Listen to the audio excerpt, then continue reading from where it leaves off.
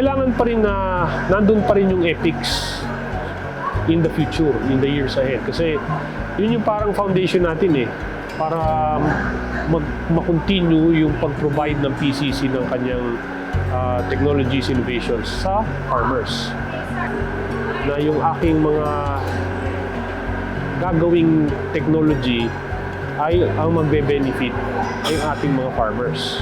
Particularly, syempre, dairy farmers ang ating cooperative. So parang ang aking i-produce ng mga animals, whether heifers, bulls, or similya, ay talagang makikinabang ang mga farmers. Basically, ang gusto ko, tumaas ang kanilang kita, whether through milk, through meat, or yung through sa swamp buffalo. And then obviously, yung technology na kanilang gagamitin through AI, kahit sa kooperatiba, o